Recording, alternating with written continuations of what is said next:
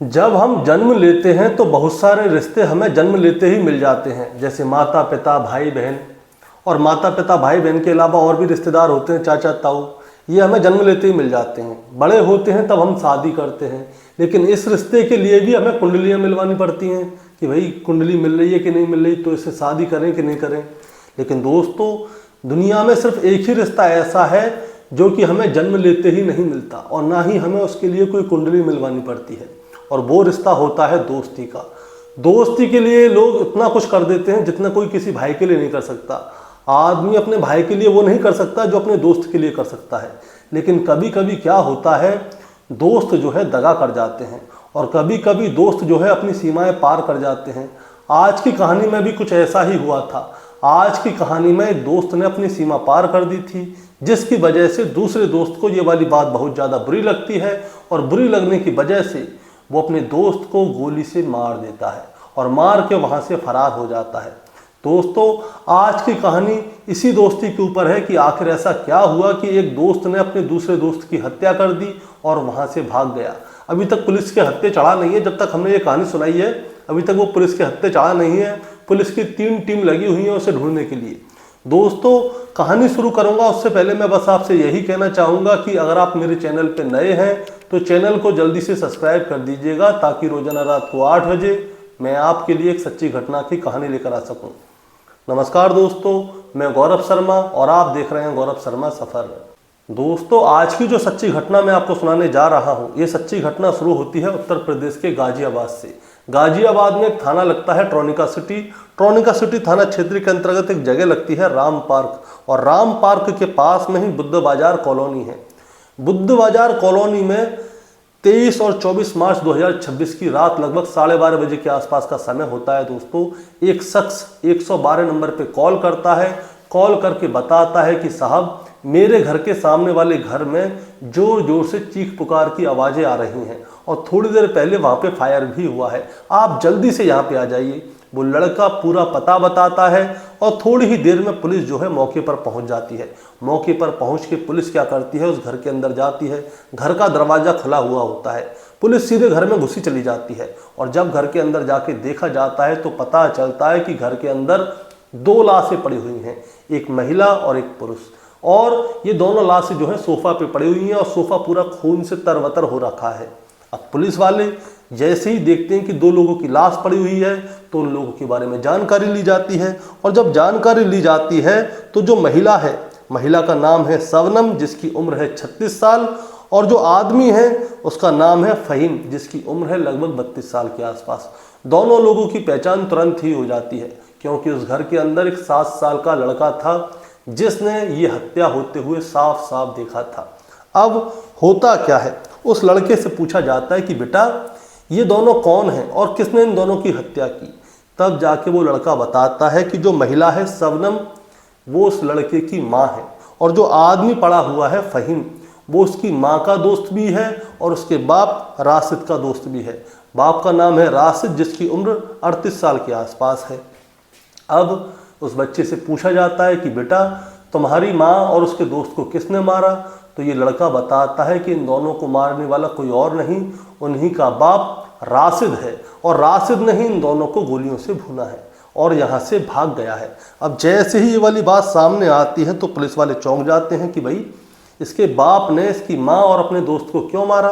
अब पुलिस वाले क्या करते हैं, पहले तो इन दोनों की लाश को कब्जे में लेके पोस्टमार्टम के लिए भेजते हैं, और फिर उस लड़के से और भी जानकारी लेने की कोशिश करते हैं, अड़ोसी पड़ोसियों से जानकारी लेने की कोशिश करते हैं, और जो राशिद है उसके परिवार वाले सुबह वहाँ पे पहुँच जाते हैं, उनसे भी जानकारी लेने की कोशिश करते हैं, और जो शबनम है उसके परिवार वालों से भी जानकारी लेने की कोशिश करते हैं, और जो फ़हीम है उसके परिवार वालों से भी जानकारी लेने की कोशिश करते हैं।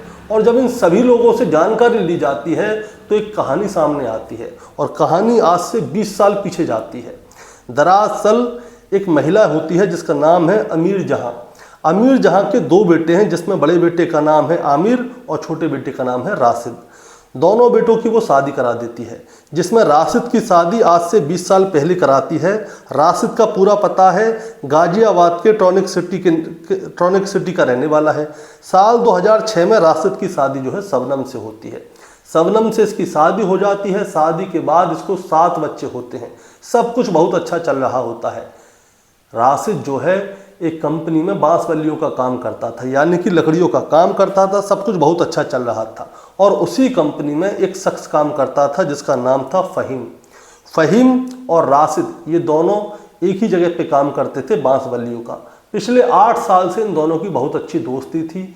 दोस्ती की वजह से ये दोनों एक दूसरे के घर पे आया जाया करते थे, यानी कि दोस्ती इन दोनों की बहुत ही ज़्यादा पक्की वाली थी कि कोई भी किसी के घर पे भी आ सकता है। फ़हीम का घर जो है राशिद के घर से 1 किलोमीटर की दूरी पर है, यानी कि फ़हीम जो है लोनी इलाके के अल-फलाह मस्जिद के पास रहने वाला है। और जब भी इन दोनों को कहीं जाना होता था तो एक साथ जाते थे, काम पे भी एक साथ जाते थे, वापस भी एक साथ आते थे, त्यौहार भी एक साथ मनाते थे और एक दूसरे के घर पे बहुत अच्छा आना जाना था। लेकिन फ़हीम का जो है राशिद के घर पे बहुत ज़्यादा आना जाना था। और कभी कभी क्या होता था, जब राशिद घर पे नहीं होता था तो फ़हीम जो है पीछे से राशिद के घर चला जाया करता था। अड़ोसी पड़ोसी भी देखा करते थे कि भाई राशिद तो घर पे है नहीं, फ़हीम घर पे क्यों आ रहा है। अब कोई दिक्कत नहीं है भाई, दोनों दोस्त हैं, आते जाते हैं, कोई दिक्कत नहीं है। लेकिन धीरे धीरे करके क्या होता है दोस्तों, ये बात जो है बहुत ज़्यादा फैल जाती है कि राशिद घर पे होता नहीं है, उसकी बीवी शबनम घर पे होती है और फ़हीम जो है पीछे से घर जाता है, दरवाज़ा बंद हो जाता है, उसके बाद फ़हीम चला जाता है। और ये वाली बात जो है राशिद के कानों में भी चली जाती है कि फ़हीम जो है राशिद के घर उसके पीछे से आता जाता है। अब जैसे ही ये वाली बात सामने आती है तो जो राशिद है वो फ़हीम से पूछता है कि भाई तुम्हें घर पे क्यों आता जाता है। तो फ़हीम कहता है कि यार तू मेरा दोस्त है, भाभी से मिलाया, क्या फ़र्क पड़ना है। तो राशिद कहता है कि तू मेरे सामने मिलाया करना, पीछे से क्यों जाता है। अब वो घर पे जाता है, अपनी पत्नी शबनम से बात करता है। शबनम से बात करता है तो शबनम कहती है कि वो हाँ आते हैं, पीछे से बातचीत करते हैं, चले जाते हैं। अब बातचीत करने का मतलब क्या है और दरवाज़ा लगने का मतलब क्या है, इसको लोग समझ सकते हैं आसानी से। अब जो राशिद है वो अपनी पत्नी शबनम को समझाता है और कहता है कि देखो, जो फ़हीम है उसका आना गलत है, मोहल्ले में हमारे बारे में बात हो रही है कि मैं घर पे नहीं होता, वो पीछे से आता है, इसीलिए उसका आना जाना बंद करवा दो। लेकिन होता क्या है दोस्तों, जो फ़हीम है राशिद उसे भी समझाता है, अपनी पत्नी को भी समझा देता है और फ़हीम का आना जाना बंद भी हो जाता है। राशिद समझता है कि शायद फ़हीम उसके घर पे नहीं आता जाता, लेकिन जो उसकी पत्नी शबनम थी वो फ़हीम से फ़ोन पे कनेक्ट थी और वो उससे बातें भी करती थी। अब दोस्तों मैं आपको एक और बात बताना चाहता हूँ। जो राशिद की माँ है उसने अपने दोनों बेटों की शादी करवा दी थी। शादी के बाद उसकी दोनों बहू घर पे आ गई थी, लेकिन जब उसकी दोनों बहुएं घर पे आ गई थी तो वो क्या करती थी, घर में कलेश करती थी।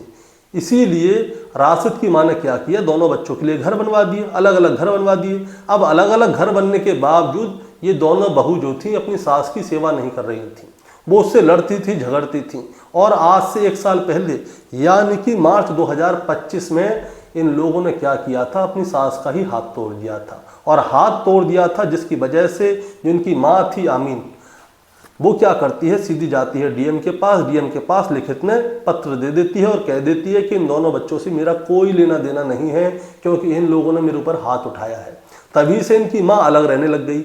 अब शबनम राशिद के साथ अलग घर में रहती थी। राशिद के 2 घर थे, एक 50 गज का, एक 35 गज का। अब जो 35 गज वाला मकान है वो शबनम के नाम पे था। शबनम उस मकान को बेचना नहीं चाहती थी, लेकिन राशिद उस मकान को बेचना चाहता था। अब जब राशिद उस मकान को बेचना चाहता था तो शबनम उससे बोलती थी कि हमारे 7 बच्चे हैं, 7 बच्चों को छोड़ के अब ऐसे उस मकान को छोड़ के अब 50 गज वाले मकान में रहेंगे, 7-7 बच्चों का क्या होगा, मैं उसे नहीं बेचूंगी चाहे कुछ भी हो जाए। अब शबनम मकान नहीं बेचना चाहती, राशिद मकान बेचना चाहता था। और राशिद को अपनी पत्नी के ऊपर शक भी था कि ये जो है फ़हीम से पीछे से मिलती है, और वो मिलती भी थी। वो फ़ोन पे क्या करती थी, फ़हीम को बुला लेती थी और जो करना था वो करती थी, घूमते थे, फिरते थे, खाते थे, पीते थे। ये वाली बात जो है राशिद को पता चल जाती है। और जब राशिद को ये वाली बात पता चलती है तो आज से लगभग 2 महीने पहले की बात है। राशिद क्या करता है, शबनम को पकड़ता है, कमरे के अंदर ले जाता है और कमरे को करता है अंदर से बंद और फिर उसे बुरी तरह से कूटता है। इतनी बुरी तरह से कूटता है कि शबनम सब कुछ भूल जाती है। अब क्या होता है, सारी चीज़ें चल रही होती हैं। राशिद सोचता है कि शायद शबनम अब फ़हीम से बात नहीं कर रही होगी, सब कुछ ठीक है। राशिद मकान बेचना चाहता था, शबनम बेचना नहीं चाहती थी। लेकिन शबनम के मन में एक चीज़ चल रही थी, शबनम चाहती थी कि राशिद जो है शबनम को दे दे तलाक, ताकि जो मकान है वो उसके नाम पे है ही, राशिद को फ्री कर देगी और 7 बच्चे हैं वो भी राशिद के साथ छोड़ देगी और वो जो है फ़हीम के साथ रहने लग जाएगी। अब राशिद को ये वाली जानकारी मिल जाती है कि शबनम जो है अभी भी फ़हीम से मिलती जुलती है। लेकिन आज से लगभग 15 दिन पहले की बात है, राशिद ने जो है अपने बड़े बेटे रेहान का निकाह करवा दिया था। अब निकाह भी करवा दिया, बड़े बेटे की शादी भी हो गई। अब शादी के बाद एक दिन राशिद क्या करता है, शबनम को अपने पास बैठाता है, उससे कहता है कि देखो फ़हीम से तुम्हारा लेना देना आज भी चल रहा है, मुझे पता है, लेकिन अब इस सबको बंद कर दो। हमारे बड़े बेटे का निकाह हो गया है, अब समाज में किसी को पता चलेगा तो क्या होगा कि देखो बड़े बेटे की शादी हो गई, इसकी माँ को अभी भी इसके लड़ाने की पड़ रही है। अब समाज में नाम खराब होगा, हमारी नाक कटेगी, ये अच्छी बात थोड़ी ना है। लेकिन जो है शबनम वो समझने वाली कहाँ थी, शबनम तो नहीं समझ रही। अब राशिद को ये वाली बात बहुत बुरी लगती है कि भाई समाज में पता चलेगा तो नाक कटेगी, ये और समझ नहीं रही, क्या करे, कैसे समझाए। इसीलिए क्या होता है, राशिद जो है एक प्लानिंग करता है शबनम और अपने दोस्त फ़हीम को रास्ते से हटाने की।